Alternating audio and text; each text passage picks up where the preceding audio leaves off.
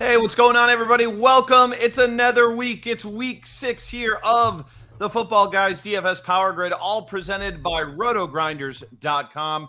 We're here to get you ready for this week 6, the first bye week of this NFL season, and lots of injuries to monitor, and a lot of things obviously probably going to change from now until roster lock on Sunday, but we'll try and do the best we can, look ahead and give you some of the advice that hopefully can put you on some winning plays this week in daily fantasy. We thank you so much for joining us, as always, here on YouTube, the podcast stream, wherever you're at. I am Dan Back. Joining me tonight, we got Devin Knotts, we got Phil Alexander, and I mean, Ryan, I don't want to speak for anybody, but you look like young and fresh. You look very different than our usual host, John Lee. So welcome to the show. John is out in jolly old England pretending to be Ted Lasso or something. So welcome, Ryan. What's going on, man? Thanks, Dan. Happy to be back this week. And, you know, John always insists, whether it's on camera or off, that he's the most handsome guy on the show. So big shoes to fill in many ways, both in terms of content and, and aesthetics for me here. But you guys have the same haircut, so that's good. Yeah, and his is thinning only a little faster than mine at this point. All right, let's age adjusted. It's the same. Age adjusted. I like it. I like it. Very well said. So we got a lot of stuff to get to here tonight. Again, we're gonna try and put you on the right track as you build your lineups. Appreciate all the commenters out there on the YouTube stream, and of course, leave us a review on the podcast stream if you are listening on the Audible or the RotoGrinders Daily Fantasy Football feed. I mean, just first impressions, kind of a weird week. Not like I'm excited to play it, but it feels weird seeing less games on the slate this week because of the bye weeks. And, you know, we look at some of the totals, Ryan, and I'm going to let you kind of run through some of the situations we have this week.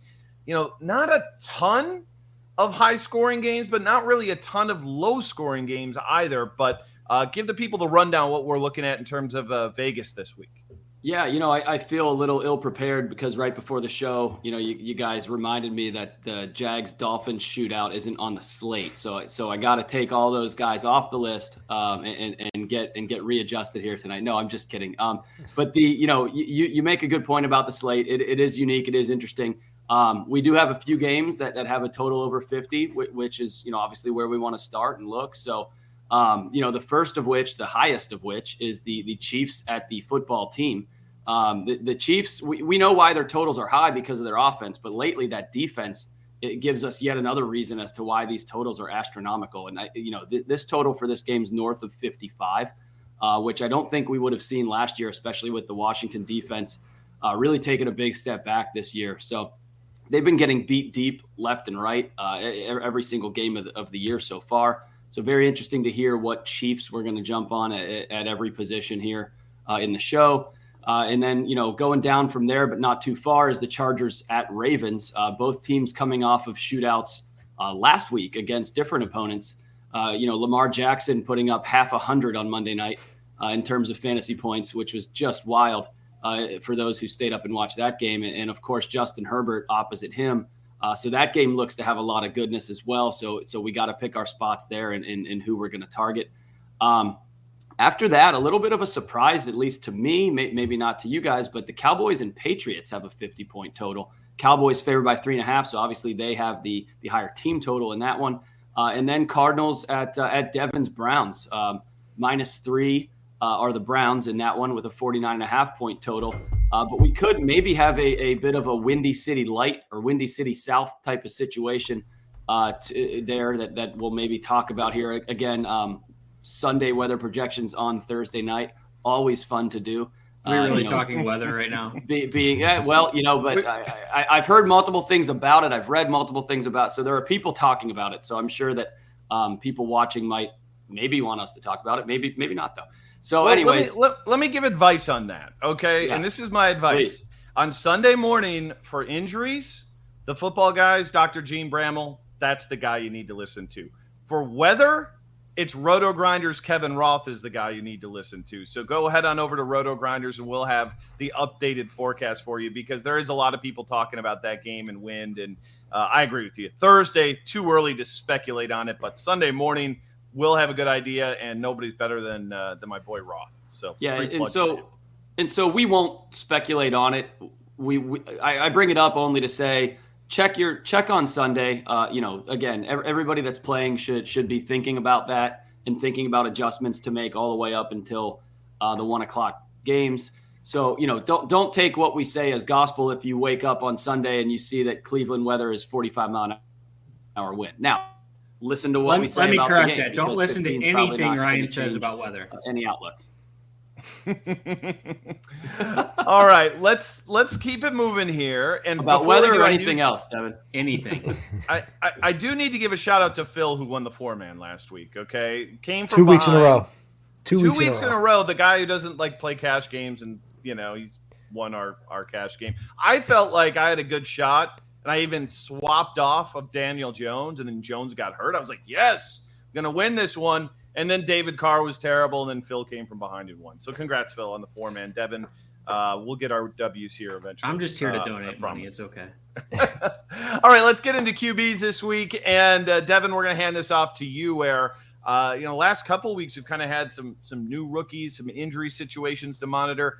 Not quite as much this week, especially because it's Thursday already, and Daniel Jones is already practicing. So that was one spot I think we had some question marks. But I do feel like this week, ownership or rostership is not really condensed at quarterback ever.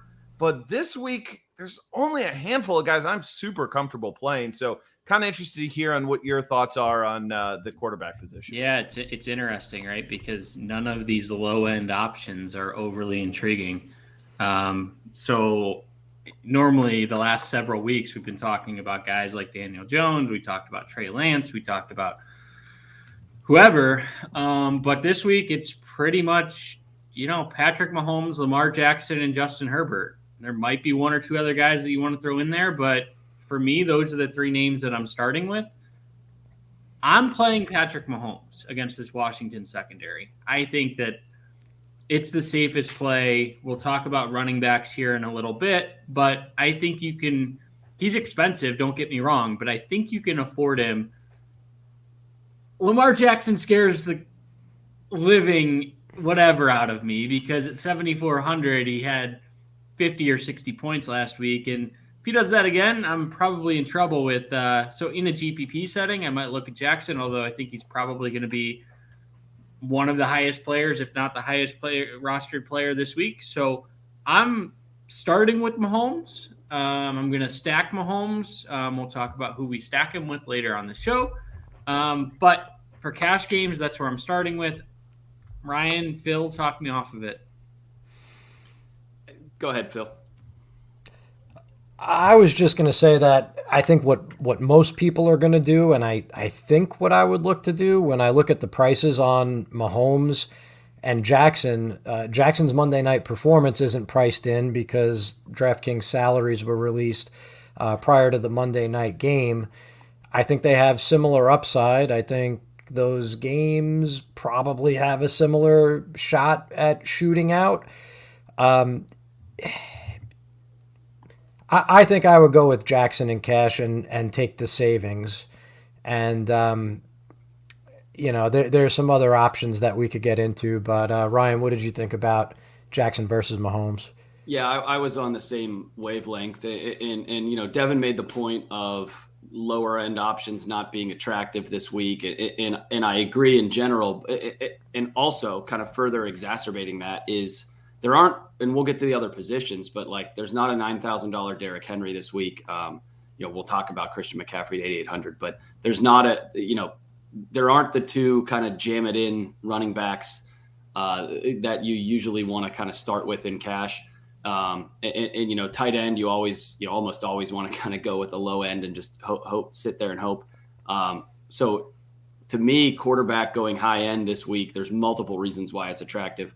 I agree. Jackson was the first guy I saw for cash. I can't be upset about Mahomes other than I think he's $900 more. So it'll be interesting to see kind of the values. Devin's looking at other places to get there for him, which I'm sure he has already thought about and has for us later.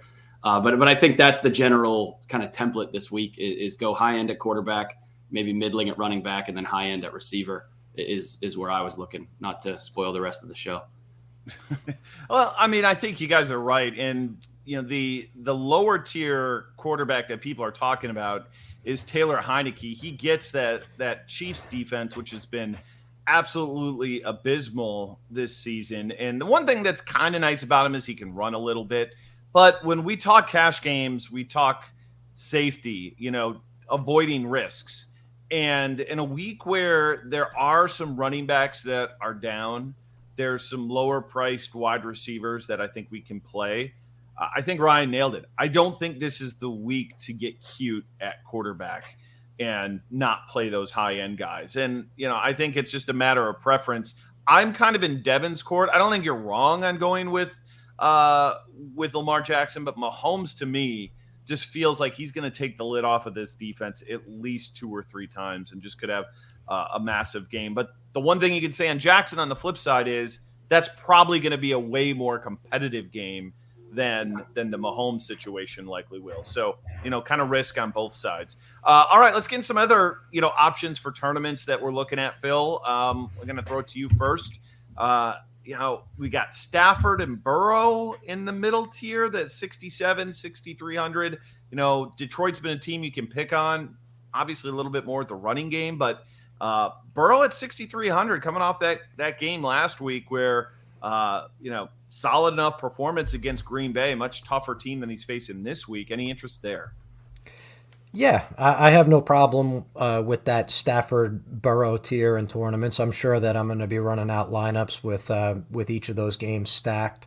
Probably a little bit less on Cincinnati, Detroit. Something tells me that could end up being like a 21-14 type of finish. I don't think that would surprise anyone. Heineke even is pretty good. I mean, I think he's going to give you either like 11 points or 25 to 30 without much in between, and that's the kind of variance that I'm willing to embrace in tournaments. So I'll be running out some Heineke stacks. I think it's worth mentioning in the Baltimore Chargers game. Really script that game in your head before you think about playing Lamar Jackson in tournaments, because I think he is going to be the most popular player at the position. Like Devin said, I think he could crest, 14, 15%, which is a lot for a quarterback. And I think if you're expecting, Baltimore is at home for that game. Do I have that right?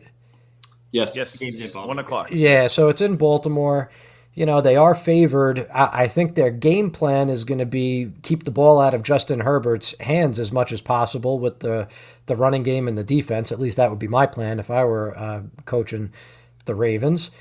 So if you don't think a shootout is the most likely scenario, I think you might want to come in under the field on Jackson in tournaments, because even though he was magnificent as a passer on Monday night, I think his upside is still in his legs, and in the 3 games this season, the Ravens have allowed at least 25 points.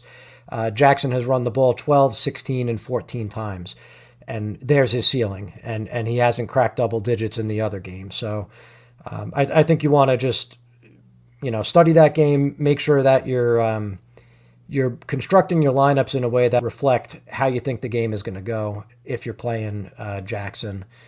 And then the only other guy on my list, and you guys are probably going to give me some heat for this, because it's a game that I'm going to be going back to a couple of times. I don't know why the players in this game are coming out as high as they are for me when I'm doing my initial runs. But it's the Raiders and Broncos game, which has like a 44.5 point total. And I am not sure, what my optimals are thinking at this point. Maybe I have a mistake in there or something. But Derek Carr, listen, the Broncos have a long quarterback. You like Bridgewater? I like both sides. I like both offenses in this game. I just love Devin's face in slow motion every time he brings something up. I think it's the shootout that no one is looking at, probably for good reason, right? It's a 44.5 point total. But I think there's a scenario where this game goes well over that total. If you look at where Denver has traditionally struggled, it's against tight ends in the passing game. Our guy Cecil says that ad nauseum on the Audible. And this year they're having trouble with speedy wide receivers. And the Raiders have one of each, right? They've got Henry Ruggs. They've got Darren Waller. And I don't know, Derek Carr, he scored 25 in 3 straight to open the season. I don't think he's done yet. So that's kind of my super low-owned tournament flyer and tournament game that I'm going to be stacking. And you guys could tell me all the obvious reasons that I'm wrong for that. They say there's not an edge in this game. Denver's allowing the second fewest fantasy points to opposing quarterbacks this year. One name I want to throw out there is Mac Jones. So 294 yards and 2 touchdowns to Mike Glennon and Daniel Jones last week.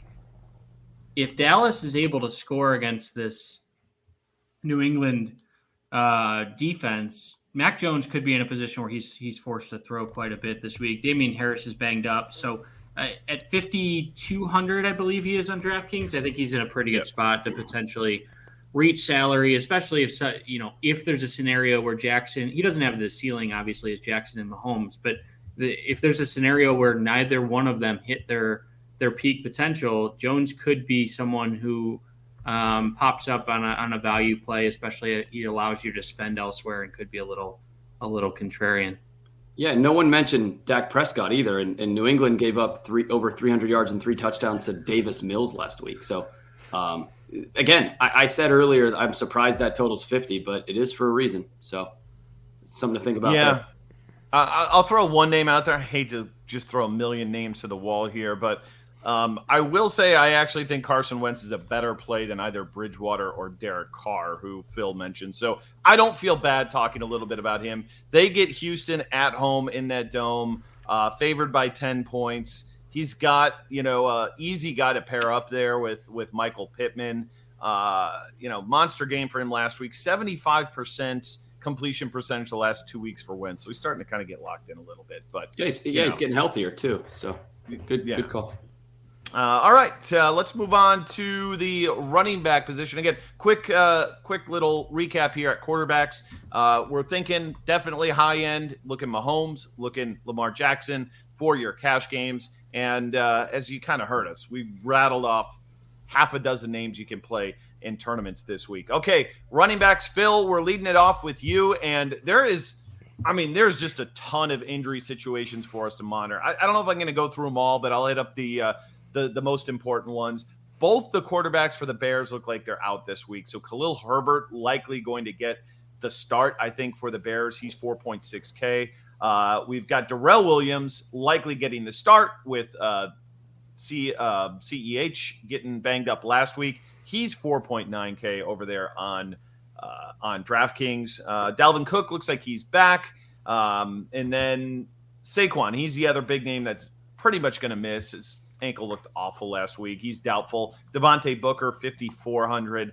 And then McCaffrey still up in the air. Chubb and Hunt didn't practice today. I think they'll probably be fine. Chase Edmonds didn't practice today. So a lot of still kind of moving pieces here. But I think the big thing is that Chiefs running back Darrell Williams, 4.9K. I think he's going to hit like all the optimal lineups. Are you okay with him as like the center value piece this week in DFS?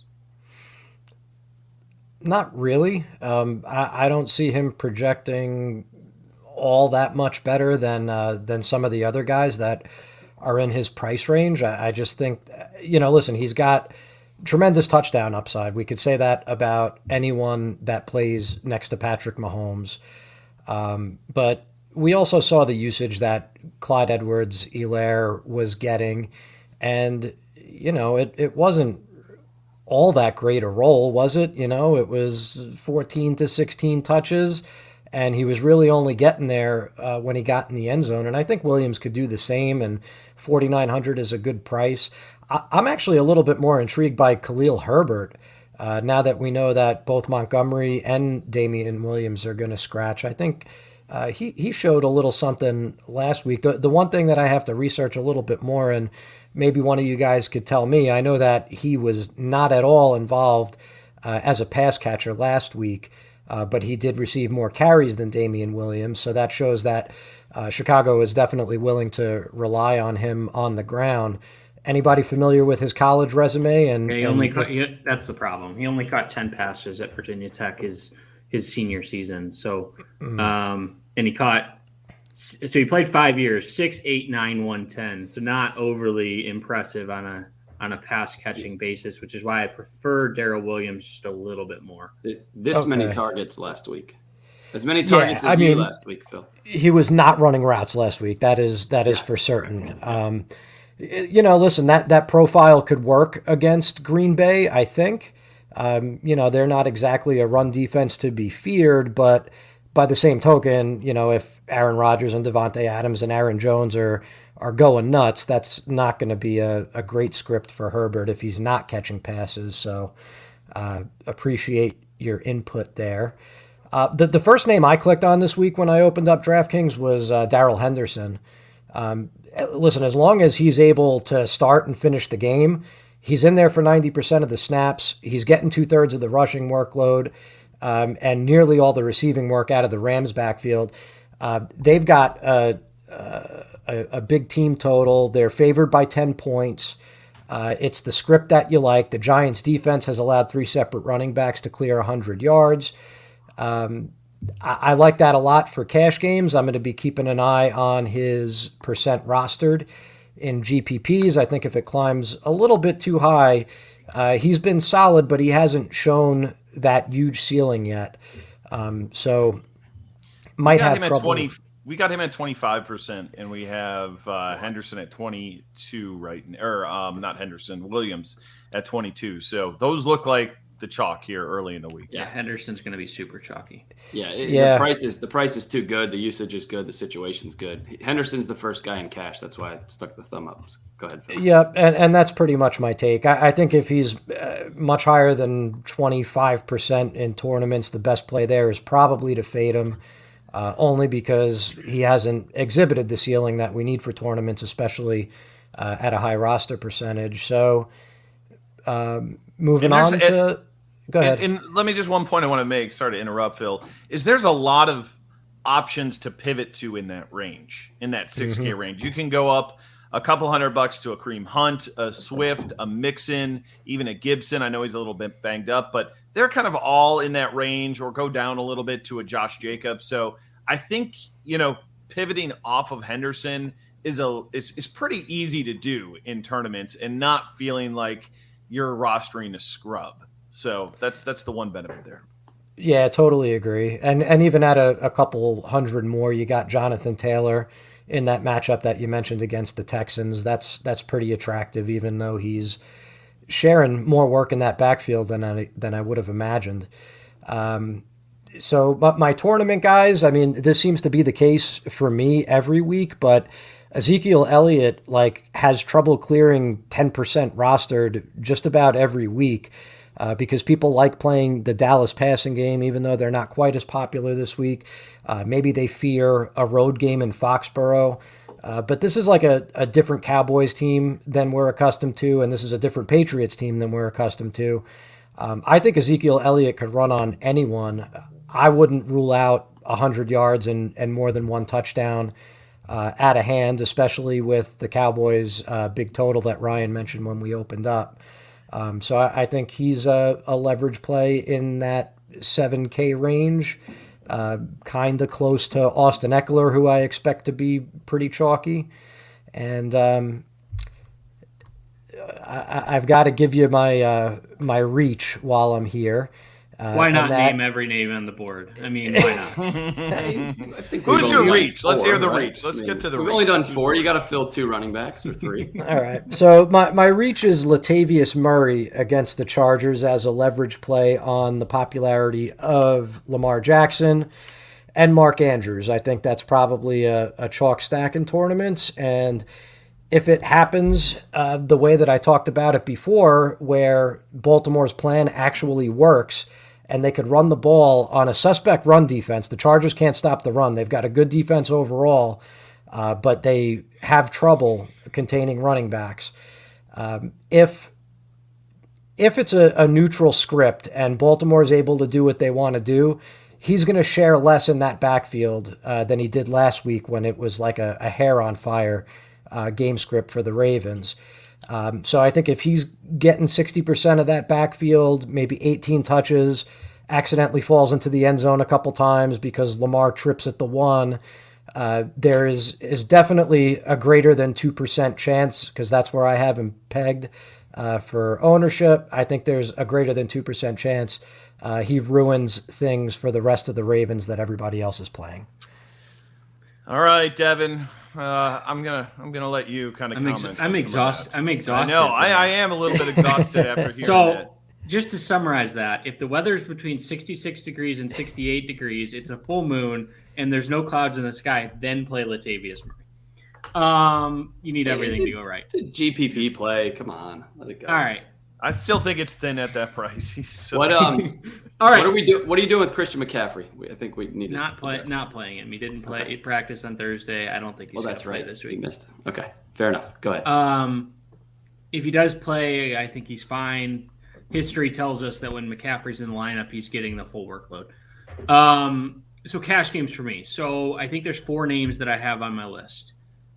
We talked about Darrell Williams. He's the value play over Khalil Herbert, just because I actually think Jakeem Grant could play a Tariq Cohen type role and play some in the backfield, especially if Herbert can't catch the ball. Not by any means advocating for Grant, but I think that the carries there will be split. Darrell Henderson, we talked about. Jonathan Taylor, I think, is cash game viable. We saw 17 carries last week, 4 catches, or 4 targets, 3 catches, including the long one. And they didn't need to throw the ball the entire second half. They probably should have, because Baltimore came back and won in that game. And then the last guy I have as far as cash viable is Ezekiel Elliott. 2 straight 100-yard games against New England that historically hasn't stopped the run. A lot of people are afraid of Tony Pollard, but I don't think that they should be, because, over the last 3 weeks, he has 17 carries, 20 carries, and 21 carries while scoring 4 touchdowns in those games.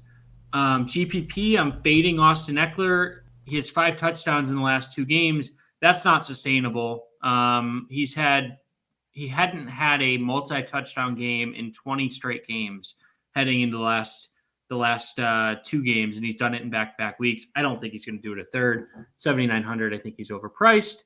And then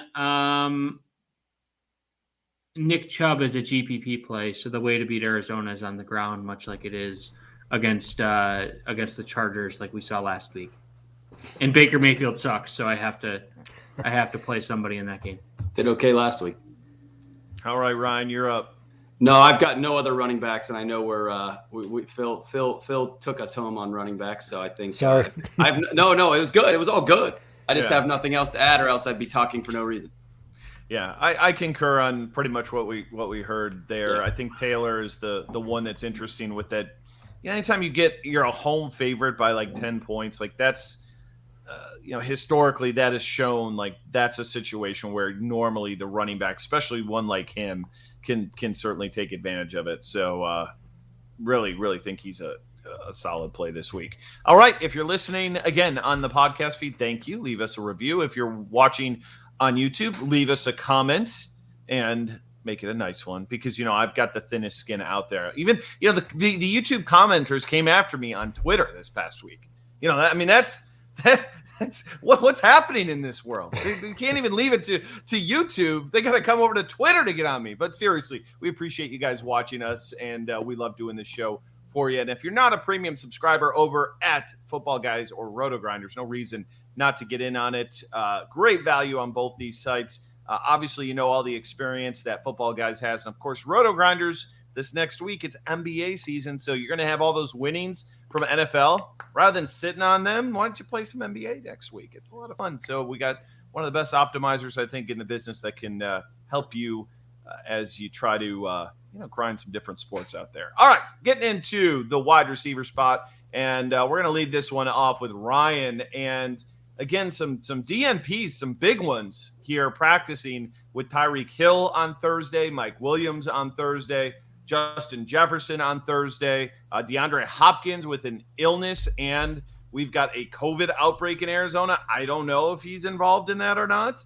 Kadarius Toney, who was incredible last week, a little bit limited today. So, it's tough to get a clear picture here, but let's start with the obvious. Tyreek Hill, if he plays, does this not feel like a game that he can just go over the top and have like 2 60-yard touchdowns against this defense? It does. He was the first name I looked at, and admittedly I looked today before even looking at the practice reports. Not encouraging that he didn't practice, but he's been dealing with a little bit of a nagging knee thing for quite a bit. I think Gene called it a knee thing, but says they're calling it a quad thing. Either way, it's not a new thing. If Tyreek Hill plays, you've got a get right spot for Kansas City. You've got a Washington defense that has let everyone behind them this year. I mean, Jameis Winston did very, very bad things to them last week. So again, Tyreek Hill is the guy in Kansas City. They're going to score a bunch of points. So not much more needs to be said there. The one true kind of like high end player, you always look running back, receiver. Who do you really want to like jam in there? Who's the guy? And because he is the guy, and because of this slate, Devontae Adams is that for me this week. So we talked earlier. We've got all the running backs we just mentioned. I think the highest priced guy was Eckler, and the advice was not to play him. So we talked about the highest running back was, I think, Darrell Henderson at 6,000. So we've got money to spend at wide receiver. So there's no stud running back. So we look for a stud receiver. Marquez Valdez-Scantling is not a great receiver, but ever since he got hurt, Devontae Adams has been seeing crazy volume, 58%, 33%, 46% of team targets the last 3 weeks. I don't see a reason why that stops. The only thing that could really hold him back this week, I feel like, is just Chicago simply not being able to keep up. But if that happens, presumably he had a hand in getting the lead anyways. So those are the two guys first that I'm looking at in cash at the high end. You mentioned, Dan, the issue in Arizona. Rondale Moore outsnapped and ran more routes than Christian Kirk last week. He's only 4,600 versus Cleveland. They were also playing a lot of Max Williams, who is hurt pretty severely from what I understand. Certainly going to miss this week, if not more. So Rondale Moore may be on the field a bit more as well, and he's pretty electric. And he's only 4,600. So a little high, a little low. I'll let the other guys fill out the middle. I love it. Let's go to you, Devin. I think a guy like Terry McLaurin going against Kansas City is going to be really popular in tournaments when you consider like that high total. I mean, he's going to pop for sure. There's no doubt in my mind. If they're playing from behind, he's going to have major target share going his way. So that's one guy that I'm really expecting to be pretty popular, and at that price range, probably cash viable too at 7,100. Yeah, I go back and forth between him and DJ Moore at 73, especially if McCaffrey can't play.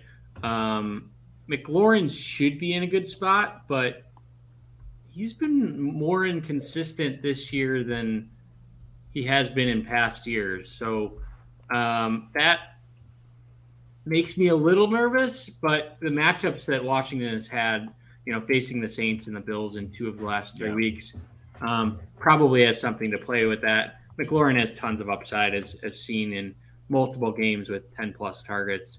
So I'm okay with a cash play there. My favorite guy this week, and I think you mentioned him, Dan, as a stack, is Michael Pittman. 5,500. This guy looked unbelievable on Monday night. 6 catches, 89 yards, and a touchdown. Starting to develop as he was a second-round pick last year, starting to develop. He has 3 straight games with 6 or more catches. At 5,500, I think the price is too good. He's one of those guys that had a big Monday night game and they didn't have time to adjust the price. So I think he's in a really good spot. And then I'll throw one more low-end guy out there. Not super low, but I like T. Higgins at 5,300. Jamar Chase is just priced crazily this week, as he should be, because of the streak he's been on. But T. Higgins at 5,300 in what should be a pretty big game for Joe Burrow once again, I think is in a pretty good spot if you need to save money. And then I'll throw one last name out there. No, I'm not going to do it. Let's go. Odell. No. Odell might get traded before Sunday. Tell us the name you're not going to throw out then. Yeah, Cortland Sutton against the Raiders. That's a fine name. As a I was going to say, you didn't want to throw it out there because of Phil's take on that game earlier. It's the best game of the week. You got to throw him in. Shoot up. One intriguing name here too, and then we'll get Phil's take, is Keenan Allen. We feel like he's almost been replaced by Mike Williams, but look at the targets for him: 9, 11, 12, 8, 13. That's where he's been.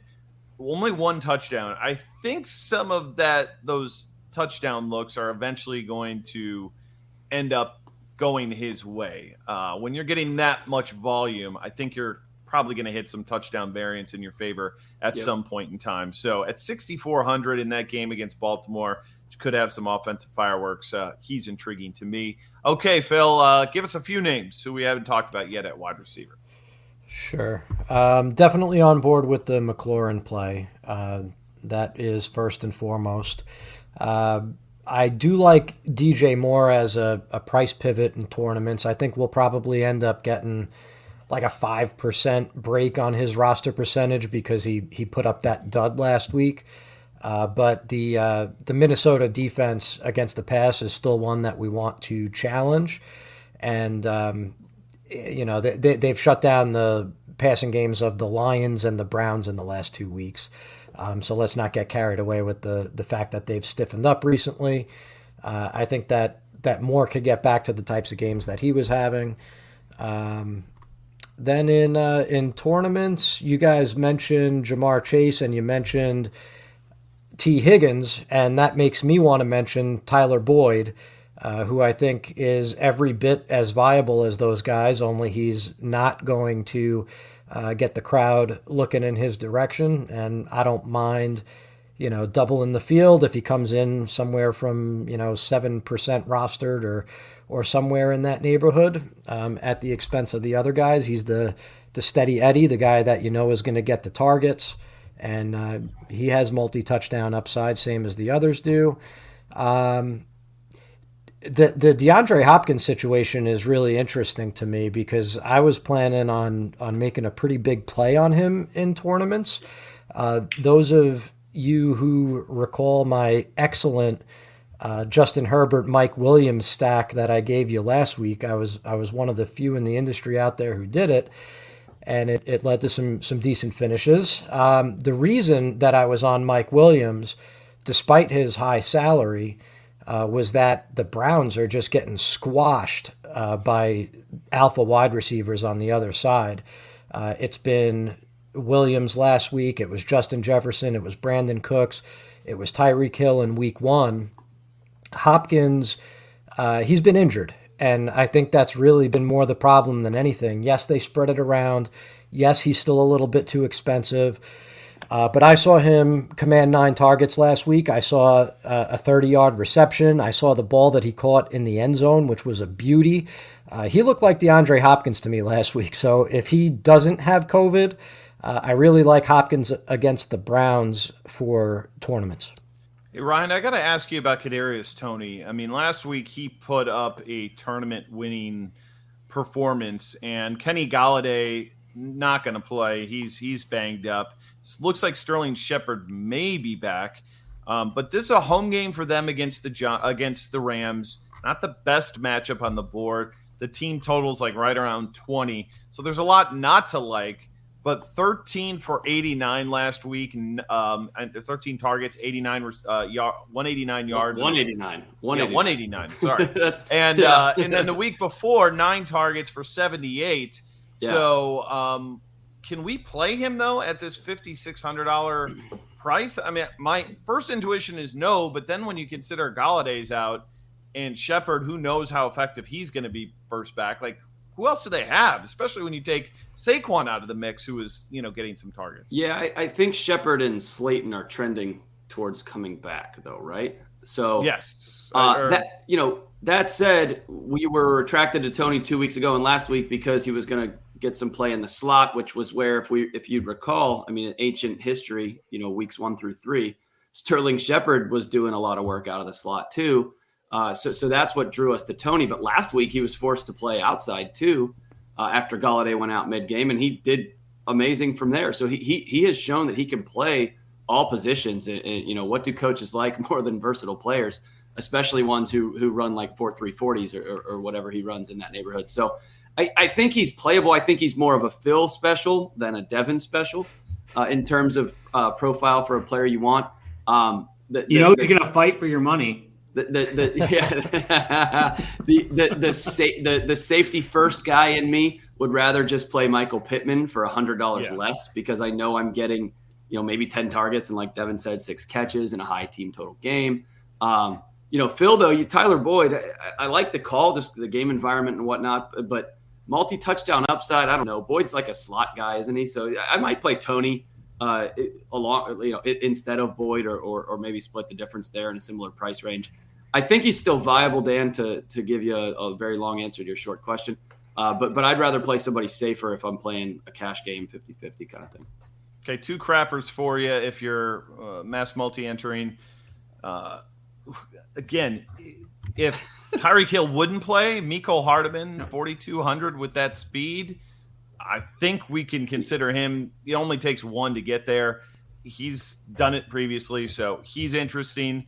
And I don't know if he's even going to play here this week, but he's supposed to come off IR pretty soon, and that's Rashad Bateman. He is a min salary, $3K, and that wide receiving core is a little bit banged up. And the one thing the Chargers do pretty well is stop the deep ball. They've done really well against that this season, which is where Marquise Brown gets most of his work. So if Bateman is active and you want a 3K crapper and just go stars and scrubs and you're playing, Lamar Jackson, I think he's viable.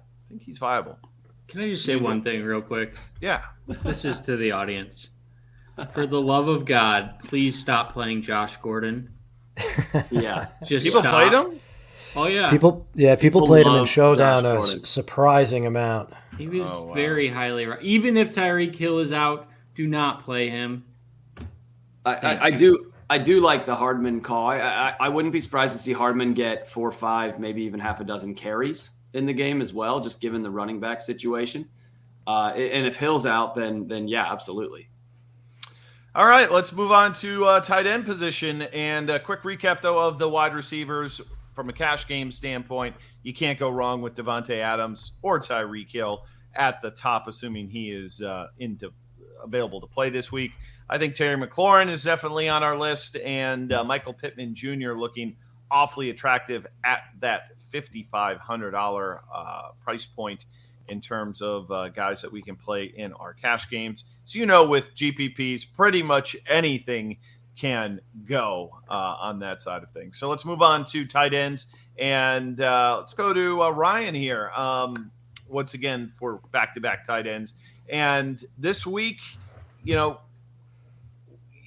Mark Andrews is just like the mega chalk, right? Like this is what I love and hate about DFS is these salaries come out before the games go on Monday night, and then you get these mispriced guys the next week, and he fits it. I mean, we're sitting right now at 16%, but I feel like he's going to be over 20% rostered this week. Yeah, and sure, I guess that's a good spot to start.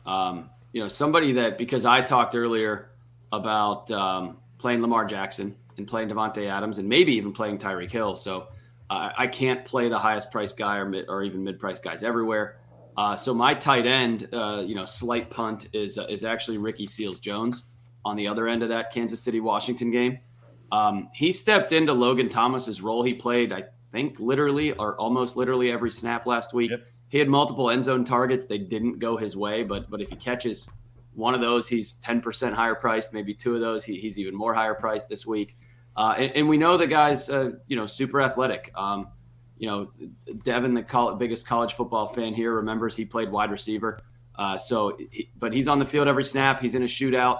And, you could make an argument. I know that game stacking is certainly more of a tournament thing, but you could game stack that one in cash pretty well too, and just hope the Vegas total comes in or over. And I think you can do that pretty affordably if you have Seals Jones as your Washington player there. And I want to give Devin some kudos. He went out on a limb last week with Hunter Henry, and I thought he was crazy. Scored a touchdown, 75 yards. So what are you whispering this week, Devin, tight end? I'm paying up for Travis Kelce. So 7K. Yeah, I mean, I look at it, right? And it's like, would I rather have Travis Kelce or Jamar Chase, Terry McLaurin, or DJ Moore? I think the answer is Kelce. At 7K, I think in that offense, it's too good of a price. But I don't want to be super chalky here. So I'll throw a couple other names out there. I don't have anyone as confident as the Hunter Henry call, but Houston is struggling against tight ends this year. So Mo Alley Cox. Mo Alley Cox could be a guy, but I'm not taking him in cash. I'm going. God, I hate this play. John is gonna crucify me, but I've been mentioning him the last 2 or 3 weeks. But I'm going back to Dalton Schultz. At some point, the stats don't lie, even if the other indicators on routes run and all these other metrics that people want to throw out there. 6 for 80 and 2 touchdowns, 6 for 58 and a touchdown, and 6 for 79 at 4,900. It's too good of a price. I think Belichick could sell out to stop Elliott, could sell out to stop Lamb or Cooper, which leaves Dalton Schultz available in this game. So if you want to go a sub 5K type guy, I'm more than okay with going Dalton Schultz. I do agree with Mark Andrews at 5,200 is probably the chalk. Phil, any final thoughts on tight end? I like Kelce in tournaments just as much as I would like him in cash games because I think, like Ryan said, the stock roster build that most people are going to go with has nowhere near enough room for Kelce. So the minute that you plug him into a lineup, you're building in a different direction than the crowd from a salary cap allocation standpoint. So I like that play. I like Darren Waller for similar reasons.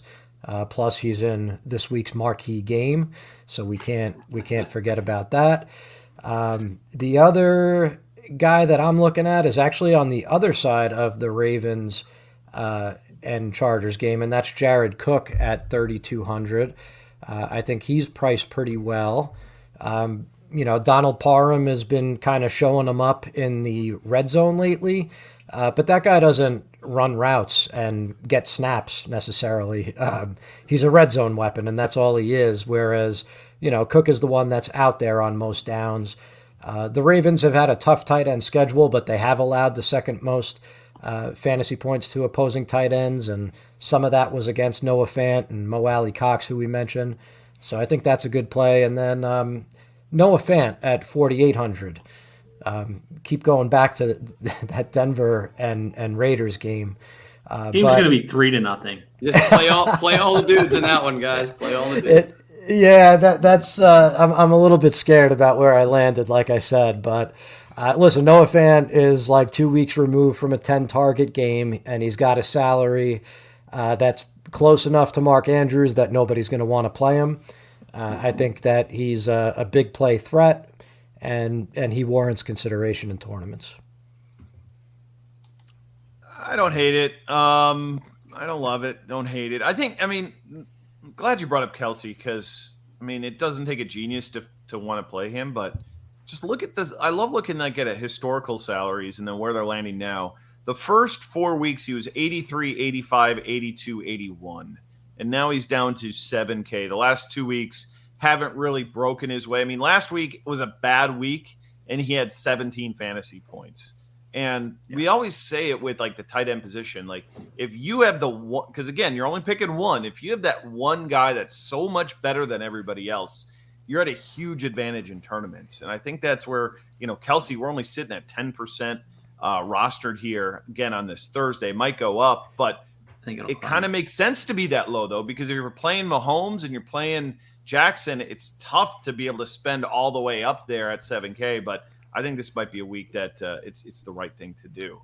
But real quick, Dan, just to give that some added context. what you mentioned there at the beginning of the season with his salary, he was equivalent, and you have to think about Kelsey as a wide receiver when you're playing him at tight end. He was equivalent to like the wide receiver 2 coming out of the gates for those first couple of weeks. And this week he's on par salary-wise with the wide receiver 9. So it's a significant drop. It's one that we can exploit. Don't play him on FanDuel. He's 8,500. There you go. That's a good point. But you could go double tight end this week. You could play Kelsey or Seals Jones as well. Sure. Yeah. Kelsey Andrews, something like that. I mean, there's a number of different options. Yeah. All right. Let's quick recap on this position. Again, not a lot to talk about. I think that the chalk plays and the cash game plays were going to be Kelsey if you can fit them. And then I think Mark Andrews is the other guy who's going to likely hit in the majority of cash games. If you need to go down more, though, Ricky Seals-Jones at 3K. Ryan nailed it. He's played every snap since Logan Thomas has gone out. So expect him to drive some big ownership. Okay, defense. Let's go to Devin here. We're going to give you first crack at team defense today. Yeah, go ahead. No, give me the winner because I suck at picking these. No, I'm not much better.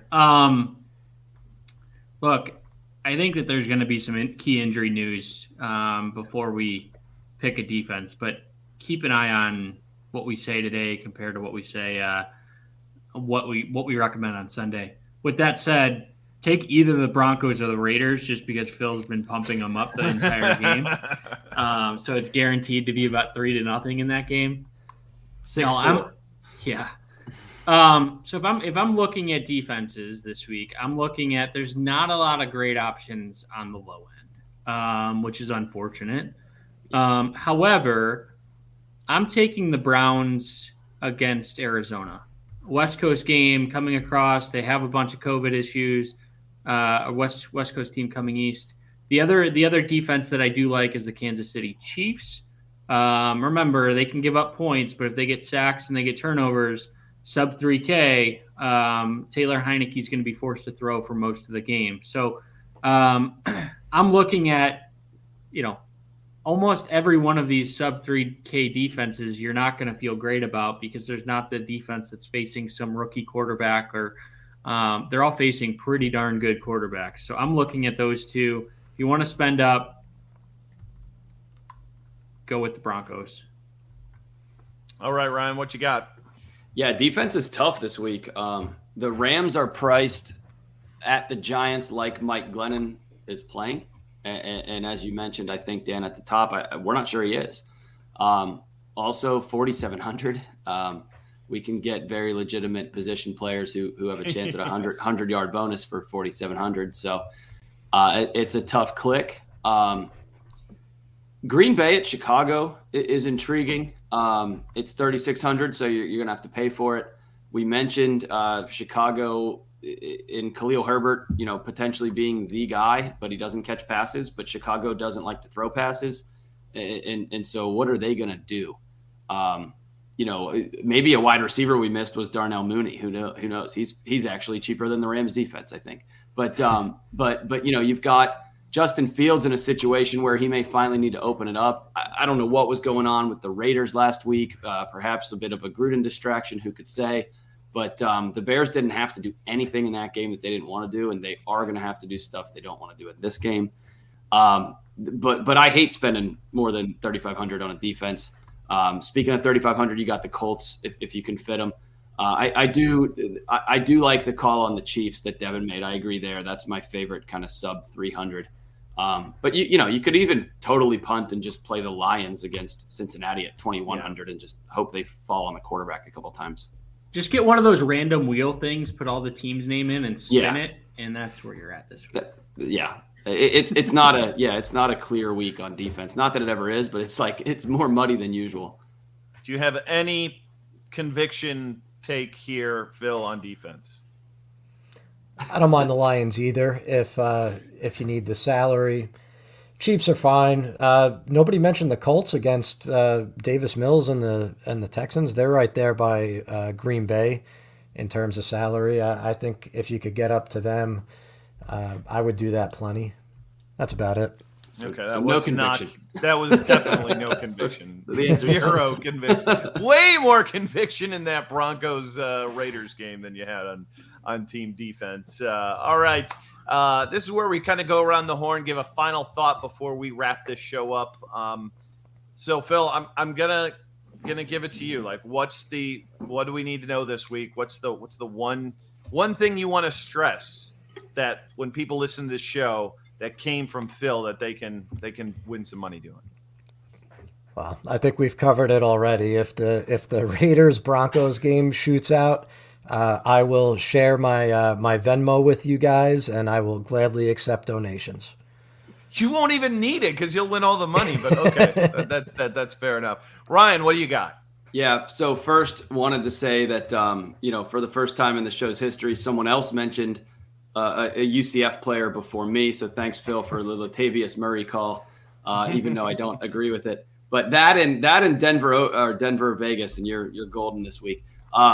One thing I do want to mention, and it's more, I guess it's kind of a question rather than advice, if I can steal your hosting hat for a minute, Dan. Do it. Do we have any concern with the West Coast teams coming east and playing at 1? We have Arizona, Cleveland. We have Chargers at Baltimore. We have Rams at Giants. So that's 3 teams coming east playing at 1 o'clock. They should all be in, on paper, great spots. But, the NFL doesn't, as Kenny Mayne, I think, once said, the games aren't played on paper. They're played in our TV sets. So what do we think about that? Any issue with, should we really be going all in on these? Should we worry, or should we just? I don't factor it in. No, not even a little bit.